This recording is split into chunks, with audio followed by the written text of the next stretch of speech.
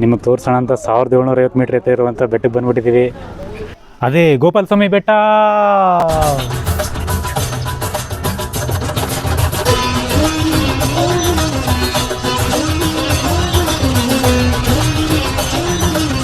Hi, ಎಲ್ಲರಿಗೂ ನಮಸ್ಕಾರ. ಇವತ್ತು ನಮ್ಮ ಗುಂಡ್ಲುಪೇಟೆ ಇರುವಂತಹ ಹಿಮವದ್ ಗೋಪಾಲ ಸ್ವಾಮಿ ಬೆಟ್ಟ ತೋರ್ಸಕ್ಕೆ ಬಂದಿದ್ದೀವಿ. ನೋಡಿ, ಇಲ್ಲಿ ಎಕ್ಸೈಟಿಂಗ್ ಆಗಿರೋಂಥ ವ್ಯೂಸು ಮತ್ತು ಪುರಾಣಗಳು ಮತ್ತು ದಂತಕಥೆಗಳು ಮತ್ತು ಸ್ವಲ್ಪ ಪ್ರತಿನಿಧಿಗಳು, ಸ್ವಲ್ಪ ಇಂಟ್ರೆಸ್ಟಿಂಗ್ ಫ್ಯಾಕ್ಟ್ಗಳಿದ್ದಾವೆ. ಅದನ್ನು ನಿಮ್ಗೆ ಹೇಳೋಕ್ಕೋಸ್ಕರ ಬಂದಿದ್ದೀವಿ. ಮತ್ತು ಒಂದಷ್ಟು ಸೂಪರ್ ಆಗಿರೋ ವ್ಯೂ ತೋರಿಸ್ತೀವಿ, ನೋಡ್ಕೊಂಡು ಹೋಗೋಣ ಬನ್ನಿ. ಬಂಡೀಪುರದಲ್ಲಿ ಬೇಕಾದಷ್ಟು ಬೆಟ್ಟಗಳಿದ್ದಾವೆ. ಅದರಲ್ಲಿ ನಮ್ಗೆ ಹೈಯೆಸ್ಟ್ ಪೀಕ್ ಇರೋದು ಗೋಪಾಲ ಸ್ವಾಮಿ ಬೆಟ್ಟನೇ. ಯಾಕೆ ಅಂತಂದರೆ 1750 ಮೀಟ್ರ್ ಇದೆ, 4790 ಅಡಿ ಇದೆ. ಸೊ ಅದರಿಂದ ತುಂಬ ಹೈಟ್ಗೆ ಹೋಗ್ತೀವಿ. ಅಲ್ಲೋಗಿ ಫಾಗ್ನ ಫೀಲ್ ಮಾಡೋಣ ಮತ್ತು ವೆದರ್ನ ಫೀಲ್ ಮಾಡೋಣ. ನಿಮಗೂ ಫೀಲ್ ಮಾಡ್ಸೋಣ, ನಿಮಗೂ ತೋರಿಸೋಣ. ಓಕೆ, ಬನ್ನಿ ಹೋಗೋಣ. ಇಲ್ಲೆಲ್ಲ ಸುತ್ತಮುತ್ತ ಎಲ್ಲ ಜಮೀನಿದೆಯಲ್ಲ, ಇಲ್ಲೆಲ್ಲ ಸೂರ್ಯಕಾಂತಿ ಬೆಳೆದಿರ್ತಾರೆ. ಆ ಟೈಮಲ್ಲಿ ಸಕಲಾಗಿರುತ್ತೆ ಇನ್ನೂ ನೋಡೋಕ್ಕೆ. ಆವಾಗ ಟಿಕೆಟ್ ತೊಗೊಂಡು ಒಳಗಡೆ ಫೋಟೋ ತೊಗೊಳಕ್ಕೆ ಬಿಡ್ತಾರೆ. ಇವತ್ತು ವೀಕ್ ಡೇಸ್, ಗುರುವಾರ ಆಗಿರೋದ್ರಿಂದ ಅಷ್ಟು ರಶ್ ಇಲ್ಲ ಅಂದರೆ ಇರೋದ್ರೆ ಪಾರ್ಕಿಂಗ್ ಕೂಡ ಇರೋಲ್ಲ, ಆ ಥರ ಆಗುತ್ತೆ ಶನಿವಾರ ಭಾನುವಾರ ಆದರೆ. ಬಟ್ ವೀಕ್ ಡೇಸಲ್ಲಿ ಸೂಪರ್ ಆಗಿರುತ್ತೆ. ನೀವು ಬರೋದಾದರೆ ವೀಕ್ ಡೇಸಲ್ಲಿ ಬರೋಕ್ಕೆ ನಾನು ನಿಮ್ಮನ್ನ ಪ್ರಿಫರ್ ಮಾಡ್ತೀನಿ. 2009 ಬಂದಿದ್ದೀನಿ ಇಲ್ಲಿ ಬೈಕಲ್ಲಿ. ಅವಾಗ ಮೇಲ್ಗಡೆಗೆ ಗಾಡಿ ಬಿಡ್ತಾಯಿದ್ರು. 2015 ಆಗಸ್ಟಿಂದ ಪ್ರಾಜೆಕ್ಟ್ ಟೈಗರ್ ಅನ್ನೋ ಫಾರೆಸ್ಟ್ ಆ್ಯಕ್ಟಿಂದನೂ ಕೂಡ ಎಲ್ಲರೂ ಸೇರಿ ಅಲ್ಲಿಗೆ ಗಾಡಿ ಬಿಡೋದನ್ನು ಫಾರೆಸ್ಟ್ ಗೇಟಲ್ಲಿ ಸ್ಟಾಪ್ ಮಾಡಿದ್ದಾರೆ.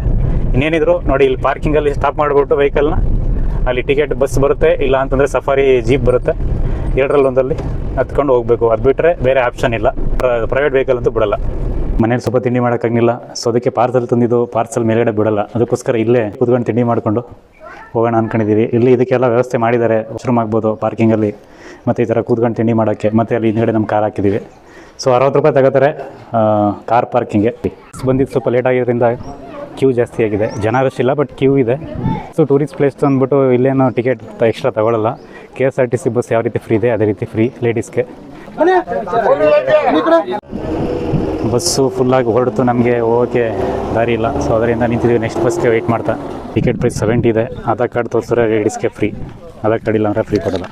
ಸ್ವಲ್ಪ ವೆಯ್ಟ್ ಮಾಡೋದಕ್ಕೂ ಫ್ರೆಂಡ್ ಸೀಟ್ ಸಿಕ್ಕಿದೆ ನಿಮಗೆ ವ್ಯೂ ತೋರ್ಸೋಕ್ಕೋಸ್ಕರ. ಕಾಕತಾಳೀಯ ಅನಿಸುತ್ತೆ.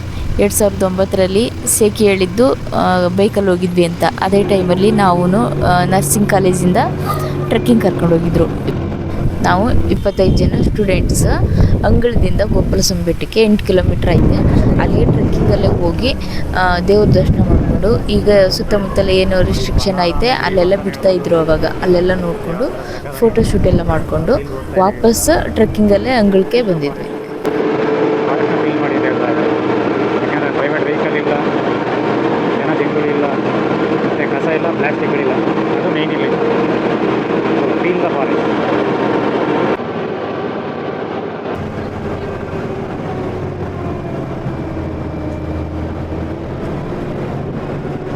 ಇವಾಗ ಸೂಪರ್ ವ್ಯೂ ಬರೋದು ನೋಡಿ. ಆಕಾಶಕ್ಕೆ ದಾರಿ ರೀತಿ ಇದೆ. ಆಕಾಶಕ್ಕೆ ದಾರಿಯಿಂದ ಲಾರಿ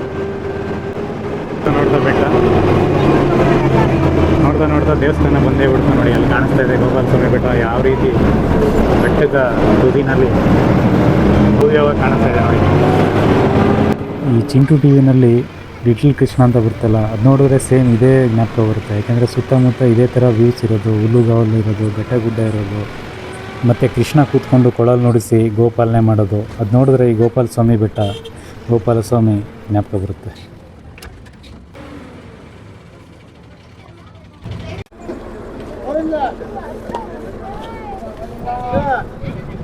ಇವಾಗ ಸದ್ಯಕ್ಕೆ ಬಿಸಿಲಿದೆ. ಸ್ವಲ್ಪ ಹೊತ್ತಿಗೆ ಮಂಜು ಶುರು ಆಗೋದು ಹೇಳೋಕ್ಕಾಗಲ್ಲ.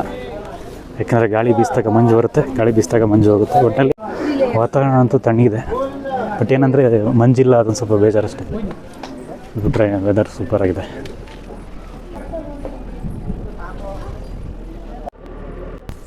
ದೇವಸ್ಥಾನದ ಹತ್ರ ಬಂದಿದ್ದೀವಿ. ಇವಾಗ ಮುಖ್ಯ ದ್ವಾರದಿಂದ ಒಳಗಡೆ ಹೋಗಿ ದೇವ್ರ ದರ್ಶನ ಮಾಡೋಣ. ದೇವ್ರನ್ನ ತೋರ್ಸೋಕ್ಕಾಗಲ್ಲ, ವಿಡಿಯೋ ಮಾಡೋಕ್ಕಾಗಲ್ಲ. ಇಲ್ಲಿದೆ ನೋಡಿ, ಪಂಚಲೋಹದಿಂದ ಮಾಡಿರೋಂತಹ ಬಾಲಕೃಷ್ಣನ ವಿಗ್ರಹ. ಇಲ್ಲಿ ಎಳೆ ಕೊಡ್ತಾರೆ. ದೇವಸ್ಥಾನಕ್ಕೆ ಬಂದಾಗ ಇದೊಂದು ಎಳೆ ಕಟ್ತಾರೆ ಕೈಗೆ. ಅದನ್ನು ತಗೊಳ್ಳಿ, ಕಟ್ಕೊಳ್ಳಿ. ನಿಮ್ಮ ಕಾರು ಬೇಕಾದ್ರೆ ಕಾರಿಗೂ ಕಟ್ಕೊಳ್ಳಿ, ಇಲ್ಲ ಮನೆಗೋ ಇಲ್ಲ ಮಕ್ಕಳಿಗೋ ತೊಗೊಂಡೋಗಿ ಒಳ್ಳೆಯದಾಗುತ್ತೆ. 1918 ಕಟ್ಟಿರುವಂಥ ಗರುಡ ಗಂಬ ಇದು. ದೇವಸ್ಥಾನದ ಮುಂದೆ ಇದು. ಮತ್ತು ಇಲ್ಲಿ ಶ್ರೀಕೃಷ್ಣ ಪರಮಾತ್ಮರ ಸನ್ನಿಧಿ.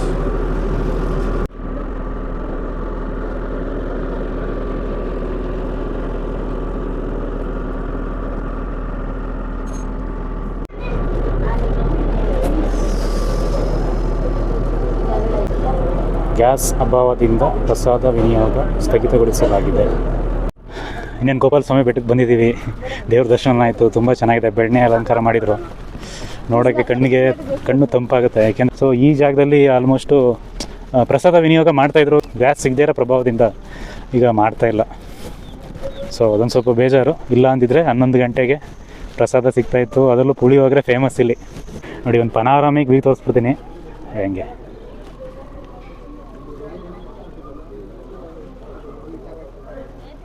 ಹೆಂಗಿದೆ ಇಲ್ಲಿಗೆ ಬಂದಾಗಲೆಲ್ಲ ಏನು ಖುಷಿ ಅಂತಂದರೆ, ಇಲ್ಲಿ ನಿರ್ಜನ ಪ್ರದೇಶ ಆಗಿರೋದ್ರಿಂದ ತುಂಬ ಚೆನ್ನಾಗಿರ್ತದೆ. ಒಂಥರ ಸೈಲೆಂಟ್ ಆಗಿರುತ್ತೆ. ಬಟ್ ಕ್ರೌಡ್ ಇದ್ದಾಗ ಬೇಜಾರು ನಂಗೆ ಬರೋಕ್ಕೆ. ಬಟ್ ಈ ಥರ ಟೈಮಲ್ಲಿ ತುಂಬ ಇಷ್ಟ ಆಗುತ್ತೆ. ನಾವು ಚಳಿಗಾಲದಲ್ಲಿ ಅಥವಾ ಮಾನ್ಸೂನ್ ಟೈಮಲ್ಲಿ ಬಂದರೆ ಈ ರೀತಿ ಆ ಕಡೆ ಸುತ್ತಮುತ್ತ ಇರೋ ಬೆಟ್ಟ ಗುಡ್ಡ ನೋಡೋಕ್ಕೆ ಆಗಲ್ಲ. ವ್ಯೂಸ್ ಎಲ್ಲಿ ನೋಡಿದ್ರು ವ್ಯೂಸ್ನ ಬೆಟ್ಟಕ್ಕೆ ಬಂದರೆ. ಯಾಕಂದರೆ ಬೆಟ್ಟದ ಪೀಕ್ ಇದೇನೆ, ಸುತ್ತ ಯಾವ ಕಡೆ ನೋಡಿದ್ರು ವ್ಯೂಸೇನೆ.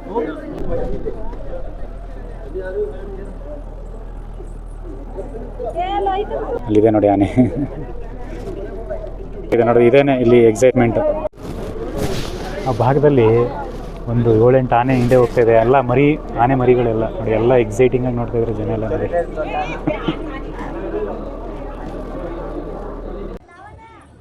ನೋಡಿ ಆನೆಗಳು ಯಾವ ರೀತಿ ಹೋಗ್ತಾ ಇದ್ದಾವೆ. ಸಖತ್ತಾಗಿದೆ ಒಟ್ಟಿನಲ್ಲಿ ವ್ಯೂಸು. ಸಖತ್ ವ್ಯೂ. ನಮ್ಗೆ ಅಷ್ಟೊತ್ತಿಂದ ಕಣ್ಣಿಗೆ ಹಬ್ಬ ಕೊಡ್ತಾ ಇದೆ. ಪ್ರತಿಯೊಬ್ಬರು ಎಕ್ಸೈಟ್ಮೆಂಟ್ ಆಗಿದ್ದಾರೆ ಪ್ರತಿಯೊಬ್ಬರು. ಮುಂಚೆಲ್ಲ ಜಿಂಕೆಗಳು, ಹುಲ್ಮೆಯೋದು ಎಲ್ಲ ಕಾಣಿಸ್ತಾ ಇತ್ತು ಲಾಸ್ಟ್ ಟೈಮ್ ಬಂದಾಗ. ಈ ಸರಿ ಆನೆಗಳು ಧಾವಿಸ್ತಾ ಇದ್ದಾವೆ.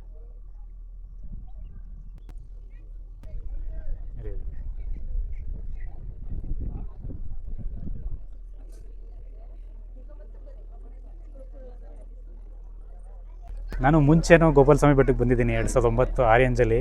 ಆವಾಗ ಬೈಕ್ನ ಒಳಗಡೆ ಬಿಡ್ತಾಯಿದ್ರು. ಜೊತೆಗೆ ಇನ್ನೊಂದು ಎಕ್ಸೈಟ್ಮೆಂಟ್ ವಿಚಾರ ಅಂತಂದರೆ, ಅಲ್ಲಿಗೆಲ್ಲ ಹೋಗಿದ್ದೀವಿ ನಾವು. ಅಲ್ಲಿ ಹೋಗಿದ್ದೀವಿ, ಆ ಡೌನ್ಗೆಲ್ಲ ಹೋಗಿದ್ದೀವಿ. ಅಲ್ಲೆಲ್ಲ ಹುಲ್ಲು ತುಂಬ ಉದ್ದವಾಗಿ ಬೆಳೆದಿರ್ತಿತ್ತು ಅವಾಗ. ಸೊ ಅದರಿಂದ ಜನಗಳು ಹೋದರೆ ಯಾರು ಹೋಗಿದ್ದಾರೆ ಏನು ಅಂತಲೇ ಕಾಣಿಸ್ತಾ ಇರಲಿಲ್ಲ. ಜನರು ವಾತಾವರಣ ಹಾಳು ಮಾಡ್ತಾರೆ, ಮತ್ತು ಕಾಡನ್ನು ಹಾಳು ಮಾಡ್ತಾರೆ ಅಂದ್ಬಿಟ್ಟು ಫಾರೆಸ್ಟ್ ಹಾಕಿ ಮಾಡಿ ಇಲ್ಲೆಲ್ಲ ಬರೀ ತಂತಿ ಕಟ್ಟಿದ್ರು. ಈಗ ಕರೆಂಟೇ ಬಿಟ್ಟಿದ್ದಾರೆ, ಪ್ರಾಣಿಗಳು ಬರಬಾರ್ದು ಅಂದ್ಬಿಟ್ಟು. ನೋಡಿ ಇಲ್ಲೆಲ್ಲ ಕರೆಂಟ್ ಬೇಲಿ. ಇಲ್ಲಿಗೆ ಆನೆ ಬಂದು ನಮಸ್ಕಾರ ಮಾಡ್ತಾಯಿತ್ತು. ಸೊ ಅದೆಲ್ಲ ಬರಬಾರ್ದು, ಸ್ವಲ್ಪ ತೊಂದರೆ ಆಗುತ್ತೆ. ಏನಾದ್ರು ಆನೆಗೆ ತೊಂದರೆ ಆದ್ರೂ ಮತ್ತು ಎಲ್ಲದಕ್ಕೂ ತೊಂದರೆ ಅಂದ್ಬಿಟ್ಟು ಏನು ಮಾಡಿದ್ರು, ಅದನ್ನು ಸ್ಟಾಪ್ ಮಾಡೋಕ್ಕೋಸ್ಕರ ಈ ಥರ ಕರೆಂಟ್ ಬೇಲಿ ಕೂಡ ಹಾಕಿದ್ದಾರೆ.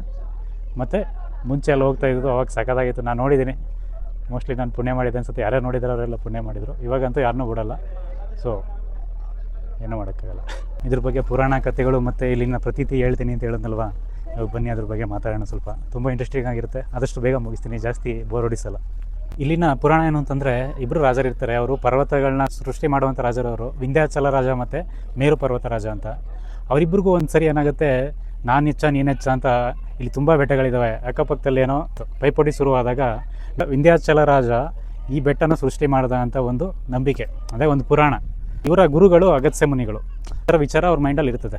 ಆವಾಗ ಉತ್ತರದಲ್ಲಿ ಗಿರಿಜಾ ಕಲ್ಯಾಣ ಇರೋದ್ರಿಂದ ಎಲ್ಲ ದೇವತೆಗಳು ಅಲ್ಲಿ ಹೋಗ್ಬೇಕಾಗಿರುತ್ತೆ. ಅದು ಈ ಅಗಸ್ತ್ಯ ಮುನಿಗಳಿಗೆ ಗೊತ್ತಿರುತ್ತೆ. ಸೊ ಅಗಸ್ತ್ಯ ಮುನಿಗಳು ಸಪ್ತ ಋಷಿಗಳ ಒಂದು ಕೂಟ ಅವ್ರದ್ದು. ಅದರಲ್ಲಿ ಮುಖ್ಯವಾದವರು ಅಗಸ್ತ್ಯ ಮುನಿ. ಅವ್ರು ಏನು ಮಾಡ್ತಾರೆ, ಈ ರೀತಿ ಆದಾಗ ಭೂಮಿಯ ಸಮಭಾರ ತಪ್ಪುತ್ತೆ. ಒಂದು ವೇಳೆ ಎಲ್ಲ ದೇವತೆಗಳು ಉತ್ತರ ಕೊಟ್ಟೋದ್ರೆ ದಕ್ಷಿಣದಲ್ಲಿ ಭೂಮಿಯ ಸಮಭಾರ ತಪ್ಪುತ್ತೆ ಅಂತ ಏನು ಮಾಡ್ತಾರೆ, ಭೂಮಿ ಸಮಭಾರ ಮಾಡಬೇಕಂದ್ರೆ ಇದಕ್ಕೆ ಏನಾದ್ರು ಒಂದು ಪರಿಹಾರ ಬೇಕು. ಇದಕ್ಕೆ ಸರಿಯಾದ ವ್ಯಕ್ತಿ ಯಾರು ಅಂತಂದರೆ ಶ್ರೀಕೃಷ್ಣ ಪರಮಾತ್ಮರು ಅಂತ ಡಿಸೈಡ್ ಮಾಡ್ತಾರೆ. ಅವಾಗ ಏನು ಮಾಡ್ತಾರೆ, ಈ ಸಪ್ತ ಋಷಿಗಳು ಹೋಗಿ ಶ್ರೀಕೃಷ್ಣ ಪರಮಾತ್ಮರ ಮೊರೆ ಹೋಗ್ತಾರೆ. ಮೊರೆ ಹೋದಾಗ ಅವ್ರು ಹೇಳ್ತಾರೆ, ಏನಕ್ಕೆ ಬಂದಿದ್ದೀರಾ ಅಂತ ಕೇಳಿದಾಗ, ಈ ರೀತಿ ಆಗ್ತಿದೆ, ಭೂಮಿಯ ಸಮಭಾರ ತಪ್ತಾ ಇದೆ, ನಾವು ಅದಕ್ಕೆ ಏನು ಮಾಡಬೇಕು ಅಂತ ನಿಮ್ಮ ಹತ್ರ ಪರಿಹಾರ ಕೇಳಕ್ಕೆ ಬಂದಿದ್ದೀವಿ ಅಂತಂದರೆ, ಪರಿಹಾರ ನೀವು ಹುಡುಕ ಬಂದಿದ್ದೀರಾ, ಏನು ಮಾಡಬೇಕು ಹೇಳಿ ಅಂತ ಕೇಳಿದಾಗ ಶ್ರೀಕೃಷ್ಣ ಸಪ್ತ ಋಷಿಗಳು ಹೇಳ್ತಾರೆ, ನಾವು ಈ ರೀತಿ ನೀವು ಬಂದು ದಕ್ಷಿಣದಲ್ಲಿ ನೀವು ಬಂದು ನೆಲೆಸಬೇಕು ಅಂತ ಕೇಳಿದಾಗ ಶ್ರೀಕೃಷ್ಣ ಪರಮಾತ್ಮ ಹೇಳೋದೊಂದೇ, ನಂದು 3 ಷರತ್ತುಗಳಿದೆ ಕಣಪ್ಪ, ಅದನ್ನು ಮಾಡಿಕೊಟ್ರೆ ನಾನು ಬಂದು ನೆಲೆಸ್ತೀನಿ ಅಂತ ಹೇಳ್ತಾರೆ. ಆವಾಗ ಏನಾಗುತ್ತೆ, ಶ್ರೀಕೃಷ್ಣ ಪರಮಾತ್ಮ 3 ಷರತ್ತುಗಳಿರ್ತಾರೆ. ಅದೇನು ಷರತ್ತು ಅಂತಂದರೆ, ನಾನಿರೋ ಜಾಗದಲ್ಲಿ ಹಿಮ ಮುಚ್ಕೊಂಡಿರಬೇಕು, ತಣ್ಣಗಿರಬೇಕು ವಾತಾವರಣ ಅಂತ ಕೇಳ್ತಾರೆ. ಮತ್ತು 2ನೇ ಷರತ್ತು ಬಂದು ಸ್ವಕುಟುಂಬ ಸಮೇತರಾಗಿ ಬರ್ತೀನಿ ಅಲ್ಲಿಗೆ, ಅದಕ್ಕೆ ನೀವು ಅವಕಾಶ ಮಾಡಿಕೊಡ್ಬೇಕು ಅಂತ ಕೇಳ್ತಾರೆ. 3ನೇದೇನು ಅಂತಂದರೆ, ನೀವು ಸಪ್ತ ಋಷಿಗಳೇನಿದ್ದೀರಾ ನೀವೆಲ್ಲರೂ ಸೇರಿ ನಮಗೆ ಪ್ರತಿನಿತ್ಯ ಪೂಜೆ ಮಾಡಬೇಕು ಅಂತ ಹೇಳ್ತಾರೆ. ಸೊ ಇಷ್ಟು ಕೂಡ ಆ ಒಂದು ಪುರಾಣದಲ್ಲಿ ಇರುವಂಥದ್ದು. ಇದು ಆ ಒಂದು ಪುರಾಣಕ್ಕೂ ಇಲ್ಲಿ ನಡೀತಿರೋದಕ್ಕೂ ಸಂಬಂಧ ಏನಂತಂದರೆ, ಮೊದಲನೇ ಷರತ್ತು ಕೃಷ್ಣ ಪರಮಾತ್ಮ ಹಾಕಿದ್ದು ತಂಪಾಗಿರಬೇಕು ಅಂತ. ಇಲ್ಲಿ ಯಾವಾಗಲೂ ಈ ಥರದ ವಾತಾವರಣ ತಂಪಾಗಿರ್ತದೆ. ನೋಡಿ, ಈಗ ಬೇಸಿಗೆ ಟೈಮು, ಈಗಲೂ ಕೂಡ ವಾತಾವರಣ ತಂಪಾಗಿದೆ. ಸರಿ, ದೇವರ ತಲೆಯ ಭಾಗದಲ್ಲಿ ಯಾವಾಗಲೂ ಒಂದನಿ ಇಬ್ಬನಿ ಇದ್ದೇ ಇರುತ್ತಂತೆ, ತಂಪಾದ ವಾತಾವರಣ ಇದ್ದೇ ಇರುತ್ತಂತೆ. ಮತ್ತು ಎರಡನೇದು ಸ್ವಕುಟುಂಬ ಸಮೇತರಾಗಿ ಬಂದು ನೆಲೆಸ್ತೀವಿ ಅಂತ ಹೇಳೋದಕ್ಕೆ ಅವ್ರು ಏನು ಮಾಡಿದ್ರು, ಇಲ್ಲಿ ಕೆತ್ತಿಟ್ಟಿರುವಂಥ ವಿಗ್ರಹ ಯಾವ ರೀತಿ ಅಂತಂದರೆ ಭಾಮೆ, ರುಕ್ಮಿಣಿ, ಗೋಪಿಕಾ ಸ್ತ್ರೀಯರು ಮತ್ತು ಹಸುಗಳು ಮತ್ತು ಸಾಕ್ಷಾತ್ ಶ್ರೀಕೃಷ್ಣ ಪರಮಾತ್ಮನ ಶಿಲೆ ಇದೆ. ಎಲ್ಲ ಸ್ವಕುಟುಂಬವಾಗಿ ಬಂದು ಇಲ್ಲಿ ನೆಲೆಸಿದ್ದಾರೆ ಅಂತ ಪ್ರತೀತಿ. ಜೊತೆಗೆ ಇನ್ನೊಂದು ಏನಂತಂದರೆ, ಮೂರನೇ ಷರತ್ತು ಏನು ಮಾಡಿದ್ರು, ನನಗೆ ನೀವು ಸಪ್ತಋಷಿಗಳು ಪ್ರತಿನಿತ್ಯ ಪೂಜೆ ಮಾಡಬೇಕು ಅಂತ ಹೇಳ್ತಾರೆ. ಸೊ ಅದಕ್ಕೆ ಕುರುಹುಗಳು ಏನಂತಂದರೆ, ನಮಗೆ ಇಲ್ಲಿ ಜಾತ್ರೆ ನಡೀತದೆ ಆ ಟೈಮಲ್ಲಿ ಮಾತ್ರ ಇಲ್ಲಿ ಯಾರು ಉಳ್ಕೊಳ್ಳೋಕ್ಕೆ ಸಾಧ್ಯ. ಸೊ ಆ ಟೈಮಲ್ಲಿ ಈ ಭಾಗದಲ್ಲೆಲ್ಲ ಮಲ್ಕೊಂಡಿರುವಂತಹ ಭಕ್ತಾದಿಗಳಿಗೆ ದೇವಸ್ಥಾನ ಬಾಗಿಲಾಗಿರೋ ಕೂಡ ಅಲ್ಲಿ ಪೂಜೆ ಆಗೋ ಶಬ್ದ, ಓಂಕಾರನಾದ, ಜಾಗಟೆ ಶಬ್ದ ಈ ರೀತಿ ಎಲ್ಲ ಕೇಳಿ ಬರ್ತಿತ್ತಂತೆ. ಸೊ ಅದು ಕೂಡ ನಿಜ ಅನ್ನೋ ರೀತಿ ನಡೀತಾ ಇದೆ. ಇನ್ನೊಂದು ಏನಂತಂದರೆ, ಇಲ್ಲಿ ಬಂದರೆ ಮಕ್ಕಳಾಗುತ್ತೆ, ಇಲ್ಲಿ ಪಂಚಲೋಹದಲ್ಲಿರುವಂತಹ ಶ್ರೀಕೃಷ್ಣನ ಮಡಿಲಲ್ಲಿ ಮಲಗಿಸ್ಕೊಂಡ್ರೆ ಮಕ್ಕಳ ಭಾಗ್ಯ ಸಿಗುತ್ತೆ ಸಂತಾನ ಇಲ್ಲದವ್ರಿಗೆ ಅನ್ನೋ ರೀತಿ ಒಂದು ನಂಬಿಕೆ ಇದೆ. ಸೊ ಅದಕ್ಕೆ ಏನಂತಂದರೆ, ಅದಕ್ಕೊಂದು ಕಥೆ ಇದೆ. ಈ ಚೋಳರ ಕಾಲದಲ್ಲಿ ಯಾವಾಗ ಇದನ್ನೆಲ್ಲ ಬಿಟ್ಟೋದ್ರು, ಈ ಭಾಗನೆಲ್ಲ ಆಳ್ತಿದ್ದಾಗ ಅಲ್ಲೇನಾಯಿತು, ನೆಕ್ಸ್ಟ್ ಬಂದಿದ್ದು ಹೊಯ್ಸಳರ ಕಾಲದಲ್ಲಿ ಅವರು ಡೈರೆಕ್ಟ್ ಇಲ್ಲಿ ಆಳ್ವಿಕೆ ಮಾಡ್ತಿರಲಿಲ್ಲ, ಪಾಳ್ಯಗಾರರು ಆಳ್ವಿಕೆ ಮಾಡ್ತಿದ್ರು. ನಮ್ಮ ಗುಂಡ್ಲುಪೇಟೆಗೆ ಮುಂಚೆ ಇದ್ದಿದ್ದು ವಿಜಯಪುರ ಅಂತ, ಗುಂಡ್ಲುಪೇಟೆ, ತೆರಕನಾಂಬಿ ಈ ಸುತ್ತಮುತ್ತ ಒಂದಷ್ಟು ಮೇನ್ ಪಟ್ಟಣಗಳನ್ನ ಸೇರಿಸ್ಕೊಂಡು ಒಬ್ಬ ಪಾಳ್ಯಗಾರ ಆಳ್ತಾ ಇರ್ತಾನೆ ವಿಜಯಪುರದಲ್ಲಿ. ಆವಾಗ ಅವನಿಗೆ ಮಕ್ಕಳ ಭಾಗ್ಯ ಇರಲ್ಲ, ಅವನು ಎಲ್ಲ ದೇವ್ರ ಮೊರೆ ಹೋಗಿರ್ತಾನೆ. ಸೊ ಒಂದು ದಿನ ಬೆಳಗಿನ ಜಾವ ಕನಸಲ್ಲಿ ಅಶರೀರವಾಣಿ ಬಂದು, ನೋಡಪ್ಪ ನಿನ್ನ ಎಲ್ಲ ಕೆಟ್ಟ ಚಟಗಳನ್ನ ಬಿಟ್ಬಿಟ್ಟು ನನ್ನ ಸನ್ನಿಧಿಗೂ ಬಂದು ಸಂತಾನ ತೀರ್ಥ ಕೊಳದಲ್ಲಿ ಮಿಂದು ಬಾ, ಸಂತಾನ ಪ್ರಾಪ್ತಿಯಾಗುತ್ತೆ, ಪಾಪಮೋಕ್ಷ ತೀರ್ಥ ಕೊಳದಲ್ಲಿ ಮಿಂದು ಬಾ, ಪಾಪ ಮೋಕ್ಷ ಆಗುತ್ತೆ. ಸೊ ಈ ರೀತಿ ಒಂದು ಅಶರೀರವಾಣಿ ಕೇಳಿ ಬಂದಾಗ ಪಾಳ್ಯಗಾರ ಒಂದ್ಸರಿ ಏನು ಮಾಡ್ತಾನೆ, ಹೌದಲ್ವಾ ನಮ್ಮ ಹತ್ರದಲ್ಲೇ ಇರುವಂತಹ ಪರಮಾತ್ಮನ ದೇವಸ್ಥಾನ, ಒಂದ್ಸರಿ ಹೋಗೋಣ ಅಂದ್ಬಿಟ್ಟು ಏನು ಮಾಡ್ತಾನೆ, ಬಂದು ಶ್ರೀಕೃಷ್ಣ ಪರಮಾತ್ಮ ಪಾದದಡಿಗೆ ಶರಣಾಗಿ ಸಂತಾನ ತೀರ್ಥ ಕೊಳದಲ್ಲಿ ಮಿಂದೆದ್ದು ಮತ್ತು ಮೋಕ್ಷ ತೀರ್ಥದಲ್ಲಿ ಮುಂದೆದ್ದು ಬಂದಾಗ ಅವನಿಗೆಲ್ಲ ಒಳ್ಳೇದಾಯಿತು ಅನ್ನೋ ಪ್ರತೀತಿ. ಆವಾಗಿಂದ ಇಲ್ಲಿ ಮಕ್ಕಳು ಸಂತಾನ ಇಲ್ಲದವ್ರಿಗೆ ಸಂತಾನ ಭಾಗ್ಯ ಆಗುತ್ತೆ ಅನ್ನೋ ನಂಬಿಕೆ ಬಂದಿದ್ದು ಅಂತ ಒಂದು ಪ್ರತೀತಿ ಕೂಡ ಇದೆ. ಮತ್ತು ಇಲ್ಲಿ ಸುತ್ತಮುತ್ತ ಏನಾಗಿದೆ, 77 ಕೊಳಗಳಿದ್ದಾವೆ. ಇದರಲ್ಲಿ ನಮಗೊಂದು ಕಾಣೋದು 2-3, ಬಟ್ ಇವಾಗ ಇಲ್ಲಿ ಕಾಣಿಸುವಂಥ 3-4 ಕೊಳಗಳನ್ನ ತೋರಿಸ್ಬೋದು. ಸೊ ಇನ್ನೊಂದು ಏನಂತಂದರೆ, ಅದಾದಮೇಲೆ ಇಲ್ಲಿ ಒಂದು ಕಾಗೆಗಳನ್ನ ಕೂಡ ನಾವು ನೋಡೋಕ್ಕಾಗಲ್ಲ. ಬೇರೆ ಪಕ್ಷಿಗಳನ್ನ ನೋಡ್ಬೋದು, ಬಟ್ ಕಾಗೆಗಳನ್ನ ನೋಡೋಕ್ಕಾಗಲ್ಲ. ಯಾಕೆಂದರೆ ಇಲ್ಲಿ ಹಂಸತೀರ್ಥ ಅಂದ್ಬಿಟ್ಟು ಒಂದು ಕೊಳ ಇದೆ. ಆ ಕೊಳದಲ್ಲಿ ಮಿಂದಿದ್ದ ಕಾಗೆಗಳೆಲ್ಲ ಹಂಸವಾಗಿ ಪರಿವರ್ತನೆ ಆಗಿವೆ ಅನ್ನೋದೊಂದು ನಂಬಿಕೆ. ಮತ್ತು ಯಾರಾದರೂ ಮಿಸ್ಸಾಗಿ ಏನಾದರೂ ಕಾಗೆ ತಂದುಬಿಟ್ರು ಇರುತ್ತಾ ಇಲ್ವ ಅಂತ ನೋಡೋಕ್ಕೆ ಅಂತ, ಅವು ಕೂಡ ಕಾಣೆಯಾಗಿರ್ತವೆ. ಯಾಕೆಂದರೆ ಅವು ಮಿಂದು ಹಂಸ ಆಗ್ಬಿಟ್ಟಿದ್ದಾವೆ ಅನ್ನೋ ರೀತಿ ಒಂದು ನಂಬಿಕೆ ಇದೆ.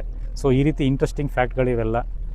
ಇದನ್ನು ಕೇಳ್ತಾ ಇದ್ದರೆ ಒಂಥರ ಮನಸ್ಸಿಗೆ ಒಂಥರ ಖುಷಿ ಆಗುತ್ತೆ ನಮಗೆ. ಯಾಕೆಂದರೆ ನನಗೆ ಹಿಸ್ಟ್ರಿ ಅಂದರೆ ತುಂಬ ಇಷ್ಟ. ಅದಕ್ಕೋಸ್ಕರ ಇಷ್ಟೆಲ್ಲ ವಿಚಾರಗಳನ್ನ ನಮಗೆ ಅರ್ಚಕರು ತಿಳಿಸ್ಕೊಟ್ಟಿದ್ದು, ಅವ್ರಿಗೊಂದು ಧನ್ಯವಾದ ಅಂತ ಹೇಳ್ಬೋದು.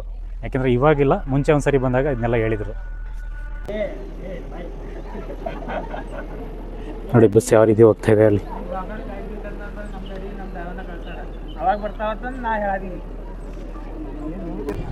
ಇದು ಚೋಳರ ಕಾಲದಲ್ಲಿ 13ನೇ ಶತಮಾನದಲ್ಲಿ ಆದಂಥ ದೇವಸ್ಥಾನ.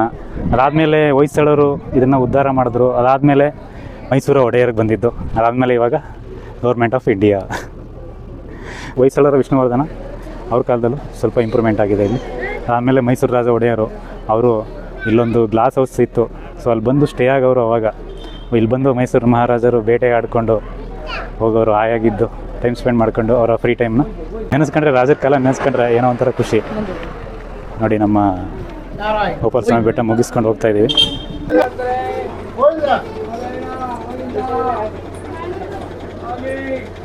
ಚೆನ್ನಾಗಿ ನೋಡ್ಕೊಳ್ಳಿ ಒಂದ್ಸರಿ. ಮುಗಿಸ್ಕೊಂಡು ಹೊರಡ್ತಾ ಇದ್ದೀವಿ.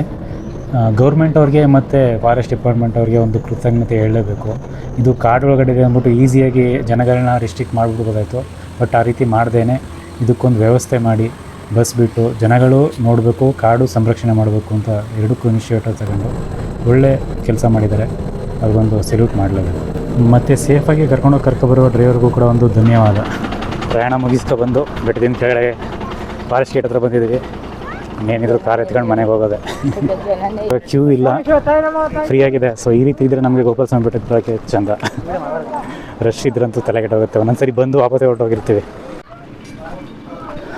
ಇನ್ನೇನು ದೇವ್ರ ದರ್ಶನ ಮಾಡ್ಕೊಂಡು ಒಂದಷ್ಟು ವ್ಯೂಸ್ ನೋಡ್ಕೊಂಡು ನಿಮ್ಮ ಜೊತೆ ಮಾತಾಡ್ಕೊಂಡು ಮುಗಿಸ್ಕೊಂಡು ಬಂದು ಸಮುದ್ರ ಮಠದಿಂದ 1750 ಮೀಟ್ರ್ ಎತ್ತರ ಇರೋಂಥ ಬೆಟ್ಟಕ್ಕೆ ಹೋಗಿದ್ದು ಬಂದು ಗೋಪಾಲ ಸ್ವಾಮಿ ಬೆಟ್ಟಕ್ಕೆ ತುಂಬ ಖುಷಿ ಆಯಿತು. ನೋಡಿದ್ದು ನಿಮಗೂ ತೋರಿಸಿದ್ದೀವಿ ಅನ್ಕೋತೀವಿ. ಏನಾದ್ರು ಒಂದೊಂದು ಮಾತು ತಪ್ಪಾಗಿ ಹೇಳಿದ್ರೆ ಬೇಜಾರು ಮಾಡ್ಕೊಬೇಡಿ, ಮನ್ಸಿಗೆ ಹಾಕೊಳ್ಳಿ. ಚಳಿಗಾಲದಲ್ಲಿ ಬಂದು ಮಾಡಿದ್ರೆ ಸೂಪರಾಗಿರುತ್ತದೆ. ಅಕ್ಕಪಕ್ಕದವ್ರು ಕಾಣಿಸಲ್ಲ, ಆ ರೀತಿ ವ್ಯೂಸ್ ಇರುತ್ತೆ. ಅದನ್ನೆಲ್ಲ ಒಂದು ಸರಿ ತೋರಿಸ್ತೀನಿ. ಚಳಿಗಾಲದಲ್ಲಿ ಇಲ್ಲ ಮಾನ್ಸೂನಲ್ಲಿ, ಎರಡರಲ್ಲಿ ಒಂದು ಟೈಮ್ ಮಾಡಿ ತೋರಿಸ್ತೀನಿ. ಸೂಪರಾಗಿರ್ತದೆ. ಸೊ ಇಲ್ಲಿ ತನಕ ನೋಡೋದಕ್ಕೆ ಎಲ್ಲರಿಗೂ ಥ್ಯಾಂಕ್ಸ್. ಬಾಯ್ ಬಾಯ್. ಮತ್ತೆ ಸಿಗೋಣ ಇನ್ನೊಂದು ವೀಡಿಯೋದಲ್ಲಿ.